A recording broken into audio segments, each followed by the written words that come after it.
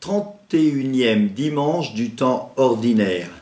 Ne m'abandonne jamais, Seigneur, mon Dieu, ne sois pas loin de moi, viens vite à mon aide, Seigneur, force de mon salut. Première lecture du livre du Deutéronome, chapitre 6, versets 2 à 6. Psaume 17, je t'aime, Seigneur, ma force. Deuxième lecture de la lettre aux Hébreux, chapitre 7, versets 23 à 28. Alléluia. Si quelqu'un m'aime, il gardera ma parole, dit le Seigneur, mon Père l'aimera et nous viendrons à lui. Évangile de Jésus-Christ selon saint Marc, chapitre 12, versets 28 à 34. En ce temps-là, un scribe s'avança vers Jésus pour lui demander « Quel est le premier de tous les commandements ?» Jésus lui fit cette réponse « Voici le premier. Écoute Israël, le Seigneur notre Dieu est l'unique Seigneur. Tu aimeras le Seigneur ton Dieu de tout ton cœur, de toute ton âme, de tout ton esprit, de toute ta force. Et voici le second. Tu aimeras ton prochain comme toi-même. Il n'y a pas de commandement plus grand que cela. » Le scribe reprit « Fort bien, maître, tu as dit vrai. Dieu est l'unique, et il n'y en a pas d'autre que lui.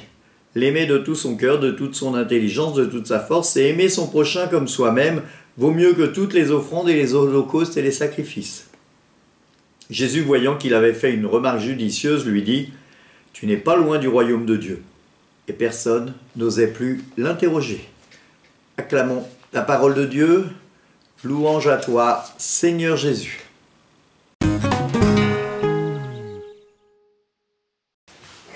Les textes qui nous sont proposés pour ce 31e dimanche du temps ordinaire. La première lecture est tirée du livre du Deutéronome. C'est ce que l'on appelle le schéma Israël. Écoute Israël, le Seigneur est un. Tu aimeras le Seigneur ton Dieu de tout ton cœur, de tout ton esprit, de toute ta force. Et ça continue un petit peu.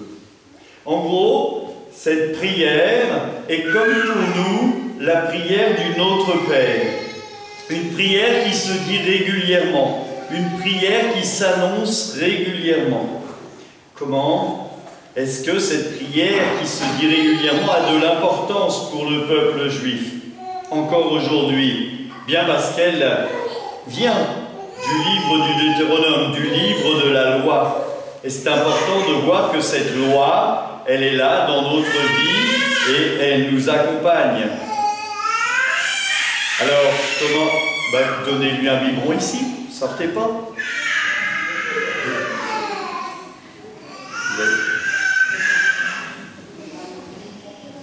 Comment est-ce qu'elle nous accompagne, cette prière et ce commandement? Le Christ la réactualise en associant un passage du livre du Deutéronome avec un passage du livre du Lévitique. Il prend deux passages et avec ces deux passages, il en fait un. C'est un procédé habituel pour les rabbins, on fait ça facilement. Tu aimeras le Seigneur ton Dieu de tout ton cœur, de tout ton esprit, de toute ta force, et tu aimeras ton prochain comme toi-même. Le « et » est important. Cela veut dire que on ne peut pas dire, c'est Saint Jean qui dit « Comment peux-tu dire que tu aimes Dieu, que tu ne vois pas, alors que tu n'aimes pas tes frères qui sont là à côté de toi ?» Et donc, l'un et l'autre sont semblables, et les deux ne peuvent pas être dissociés, ne peuvent pas être séparés. Comment est-ce que je conçois ma vie de catholique, de chrétien, de celui qui suit le Christ sans prendre soin de mon prochain? C'est important de voir ça. Comment est-ce que, si je dis, moi je donne toute ma vie à Dieu, il y a des moines qui font ça, et des religieux, des religieuses, et qu'ils ne laissent pas de place à ceux qui font partie du monde, eh bien, il y a un problème. Alors, je ne dis pas que les moines et les religieuses font ça, absolument pas. Elles sont aussi dans le monde. Moi, je connais des religieuses Augustine, qui était dans le monde et qui se promenait à bicyclette. Elle venait peut-être même jusqu'ici, à Arnouville, jusqu'ici à bicyclette pour voir des gens. Mais certains se mettent hors du monde. Nous sommes invités à être dans le monde. Non pas du monde, mais dans le monde. Avec nos valeurs catholiques. Et surtout avec le Christ dans notre vie. Le Christ, c'est la deuxième lecture, la lettre aux Hébreux. Il est dit que nous les prêtres, eh bien, on va mourir, comme tout le monde. Et on va passer, vous savez bien, les prêtres, tous les 5 ans, 6 ans, 7 ans, hop, on nous envoie ailleurs et on met quelqu'un d'autre. Le baptême que je donne, je le dis souvent, quand je fais un baptême, c'est pas le baptême du Père Thierry. Le mariage, il n'est pas fait au nom du Père Thierry. C'est pas le baptême du Père Thierry. C'est pas la confirmation du Père Thierry. C'est Dieu qui baptise. Je te baptise, pas au nom du Père Thierry, je te baptise au nom de Dieu, au nom du Père, du Fils et du Saint-Esprit. Et du coup, ça a une toute autre valeur. Ce serait catastrophique. Je sais qu'il y a des pasteurs qui disent « Moi, je te baptise en mon nom ».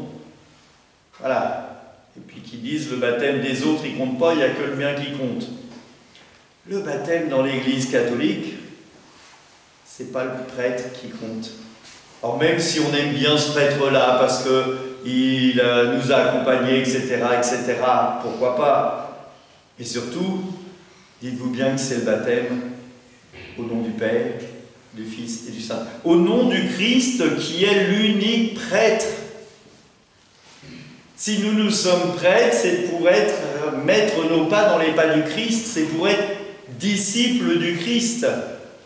Alors, les prêtres sont disciples du Christ, mais vous aussi, vous êtes disciples du Christ. Vous tous qui êtes ici, qui venez voir, qui venez entendre la parole, qui venez recevoir le corps du Christ, on est disciples du Christ. Et cette mission, elle ne s'arrête pas, elle ne commence pas à la porte de l'Église et elle ne s'arrête pas à la sortie de l'Église. Nous sommes disciples du Christ dans toute notre vie. Et c'est pour ça que tu aimeras le Seigneur ton Dieu de tout ton cœur et tu aimeras ton prochain comme toi-même. Et le Christ dit dans Matthieu 25, « J'étais nu, vous m'avez habillé, j'étais malade, j'étais en prison, vous m'avez visité, j'avais soif, vous m'avez donné à boire, j'avais faim, vous m'avez donné à manger. » Et certains diront, « Mais quand est-ce que nous t'avons fait cela? Nous ne te connaissons même pas. » Et le Christ dira, « Ce que vous avez fait aux plus petits qui sont mes frères, c'est à moi que vous l'avez fait. » C'est pour ça qu'il nous faut, c'est une mission d'être attentif aux frères, attentif aux plus faibles. Et ces bougies qui représentent nos défunts, et surtout ce panier avec les prénoms des enfants qui n'ont pas vu le jour, eh bien il est important que l'on prie pour eux, pour le repos de l'âme de nos défunts, mais aussi pour l'entrée et l'accompagnement de ces enfants qui n'ont pas vu le jour jusqu'au Seigneur, qu'ils puissent rencontrer le Seigneur dans un amour infini. Alors, aujourd'hui, nous sommes et à la fois en train de fêter le 32e dimanche du temps ordinaire et les fidèles défunts que nous mettons à l'honneur, que l'on a cités au début de la messe. Et c'est aussi l'occasion pour chacun d'entre nous de faire mémoire des défunts qui n'ont pas été cités et que l'on a dans le cœur parce qu'ils sont encore présents, et heureusement. Comment est-ce que je peux oublier quelqu'un avec qui j'ai marché un moment? Et cette marche, eh bien, elle laisse en moi des traces importantes. Et le jour où je retournerai vers le Père, eh bien, mes traces rencontreront les traces de celui qui est parti avant moi, et nous serons côte à côte, face à la béatitude céleste.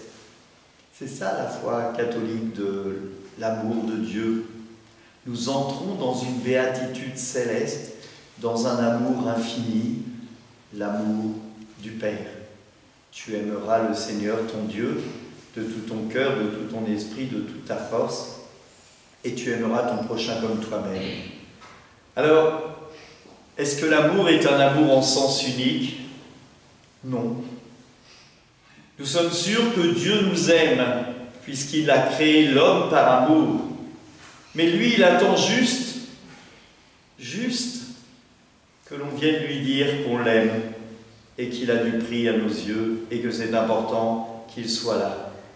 Alors mes frères, pour clôturer cette homélie, je vous inviterai à regarder dans votre vie, dans votre journée, dans votre semaine. Le plus petit, est-ce que vous l'avez oublié? Est-ce que vous l'avez négligé? Moi, je fais souvent, quand on me demande comment prier, je prends souvent cet exemple. Quand on commence la prière, on peut prier avec 5 doigts en 5 minutes. On commence la prière par bonjour, on fait un signe de croix. Pour un chrétien, dire bonjour à Dieu, c'est le signe de croix. Au nom du Père, du Fils et du Saint-Esprit. On regarde ce que l'on a eu de beau dans la journée. Ce matin, après la messe, nous étions nombreux au café et nous avons pris du café et du thé, c'était sympathique. On regarde ce que l'on a fait de moins bien dans la journée. Alors je prends souvent comme exemple, je suis sorti du magasin et j'ai pas retenu la porte derrière moi et puis il y avait la petite grand-mère qui avait ses sacs et il a été bien embêté pour ouvrir la porte. Donc je demande pardon au Seigneur de ne pas avoir été attentif à mon frère, à ma sœur. Et le 4e doigt, c'est « À demain, Seigneur, sois présent avec moi demain pour que je sois attentif autour de moi, aux gens qui m'entourent. Que je fasse attention à cette dame pour lui tenir la porte, par exemple. » Et au revoir, un autre Père et un beau signe de croix ou une autre prière de l'Église. 5 doigts, 5 minutes, tous les soirs. Ça nous fait regarder comment le Christ est dans notre vie et comment nous accueillons le Christ avec son amour infini. Amen. Nous en prions, Seigneur, augmente en nous la force de ton action, afin que, renouvelés par les sacrements du ciel, nous soyons préparés par ta grâce à recevoir les biens qu'ils promettent par le Christ notre Seigneur. Amen. Que Dieu Tout-Puissant nous bénisse tous, lui qui est Père, Fils et Saint-Esprit. Amen. Allez, dans la paix du Christ, nous rendons grâce à Dieu. Bonne soirée à tous, bonne semaine à tous.